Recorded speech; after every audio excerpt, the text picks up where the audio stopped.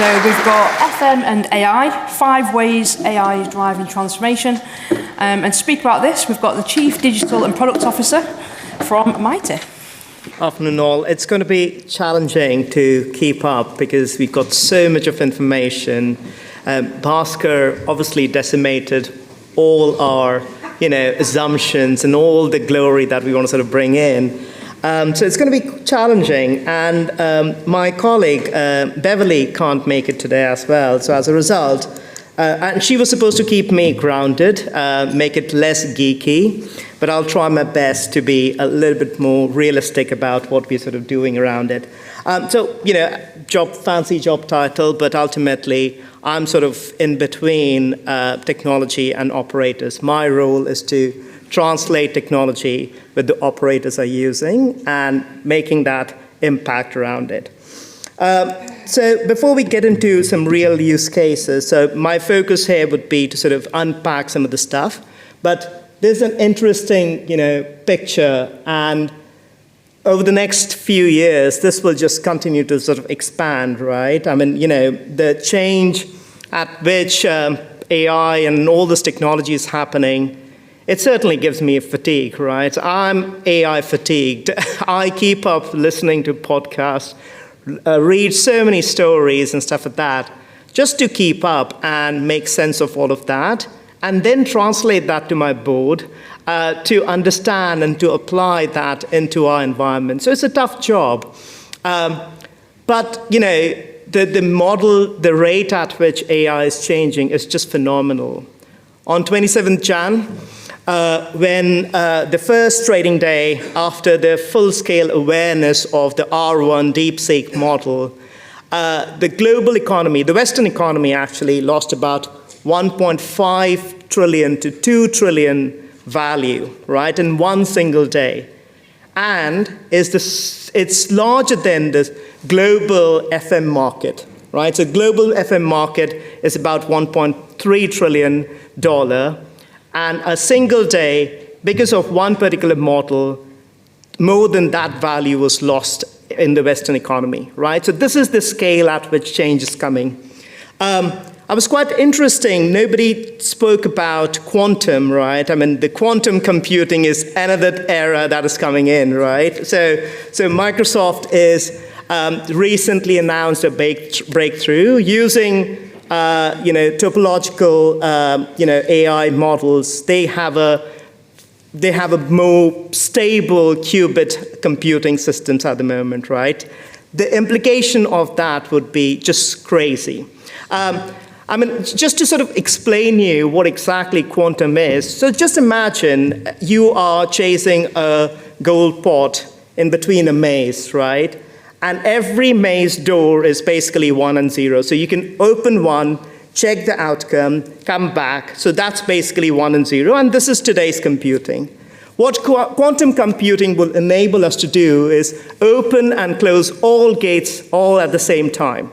So you can go straight into the gold pot rather than worrying about different things. So that's a very basic analogy. And I don't understand quantum anything more than that. I mean, the moment the quantum comes in, I'll retire. So, and then, Meta is also investing significantly on, their open source technology called Llama, right? And they are saying that it's open source, but they're also creating some commercial models around it. So, this transformation is just going to keep going on. But overall, I firmly believe that like telecom, like energy, AI will become an utility, right? So AI will be available everywhere. It's for us as users and consumer, we need to sort of use AI and create those applications in a way. So I think we all have spoken about everything, right? So we spoke a huge length on predictive maintenance. Data still remain a massive challenge. Asset register, Bhaskar again, quoting him, significant gap in asset register, and this is an industry-wide problem, right? So, whether we are at Mitie or CBRE or JLL or ISS, it's a universal problem, so we need to sort of address that. But now I think we're seeing a little bit of breakthrough with AI, and we're sort of seeing an early glimpse of what predictive maintenance can do. Energy, I think Ikwan's definitely spoke a lot around energy management. AI can help us understand the supply-demand cycles and how much energy needs to be stored at the grid, how much can be traded back into the microgrid environment. So, there's a huge potential around the whole energy management. Help desk automation, I think James Bradley spoke a lot around it, the voice technology and how we can sort of use that. Risk-based security, I'm going to go a little detail on that. I mean, I'm going to show a use case that when we're working on the retail sector on the risk-based security, and space optimization, workplace design, space optimizations are pretty well-known use case around it.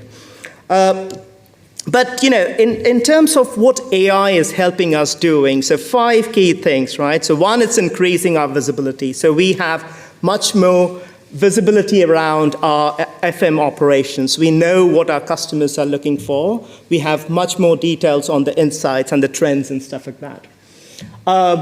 Second, it's helping us to be more ready, more prepared of the eventuality. We can react much more quickly. And as a result, we become much more agile as an industry, right? So we can become more flexible, FM on demand kind of a model, right?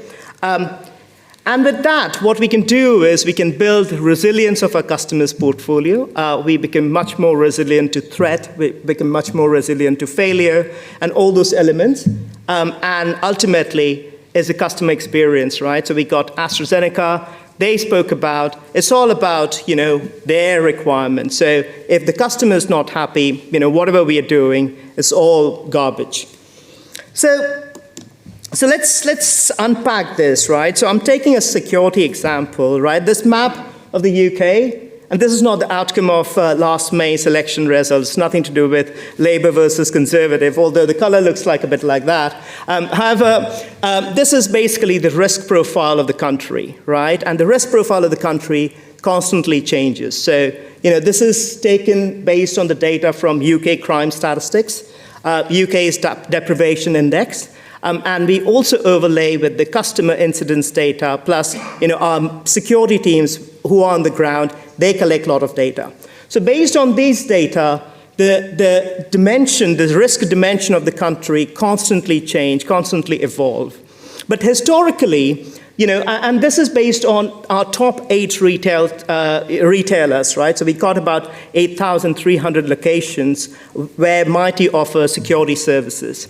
So based on the top 8 retail customers, all anonymized here, whenever we used to go to create those security strategy, it was an annual exercise because, capturing all those data, analyzing all those information, and then creating that strategy was a cumbersome exercise. And typically, the analysts used to spend about 2 to 3 months to sort of create all this model on Excel.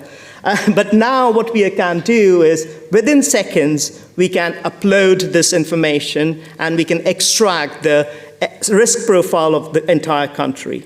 And then we can start working on the strategy. How do we deploy resources and stuff like that? So, lots of conversation around structured and unstructured data. And what we are doing today is we are processing 7.6 million incidents data. These are crime incidents data. On a monthly basis to understand the risk profile and create those strategies around it. As a result, what we are now doing is we are able to sort of tier various locations, various stores within the UK environment, and we can then start focusing only on those high-risk areas where the impact is highest. And then, this high-risk number of stores, so there are 48 at this moment, it kind of changes over a period of time, right? So wherever we see the risk score has gone or changed, we then start thinking about what deterrent, what exactly we need to sort of do to improve and to lower the risk profile of these particular stores in a way. So we become much more ready. So increase visibility, improve our readiness. And then what we have seen is by changing the way we deliver our services, right? So, by increasing the number of security people or increasing the number of body-worn cameras, we are able to offer much more agile services, right? And we've seen the stock loss have come down, and these are the top 5, high-risk stores. And, from October to November, we were able to reduce the stock losses by about £107,000. And that's a significant drop, right? We're talking about so stock losses, basically people getting into the retail store and nicking stuff, right? So from alcohol to food or something that sort.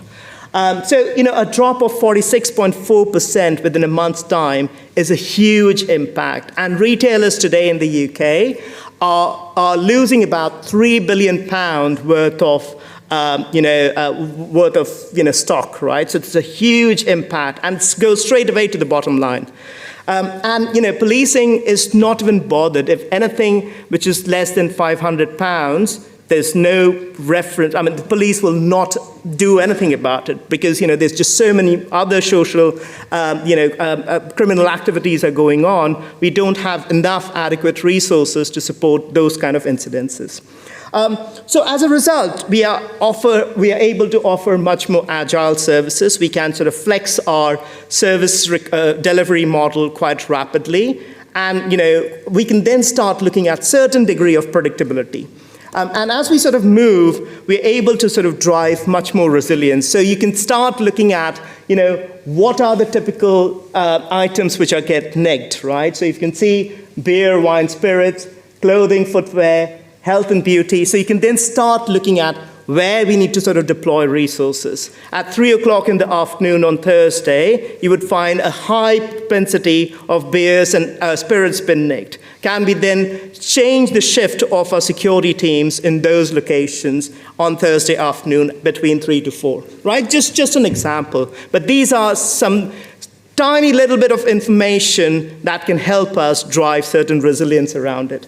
And what we have seen, ultimately, it's all about the experience, right? So our colleague engagements, our lone workers who are in the stores, the colleagues of retailers, we've seen the engagement level because they are able to sort of share information much more, promptly by about 40%. And within the last 3 months, with the about 8 retail customers that we're talking about, the NPS score kind of increased by 12 basis points. So that's a significant increase for a very short duration of time. So concluding, and I'm not going to come between you and drinks. So 5 things that we need to start thinking about: visibility, readiness, agility, resilience, and experience. And if you want to know a little bit more about what we are doing in Mitie around all these 5 areas, please scan the QR code. And happy to talk. Thank you.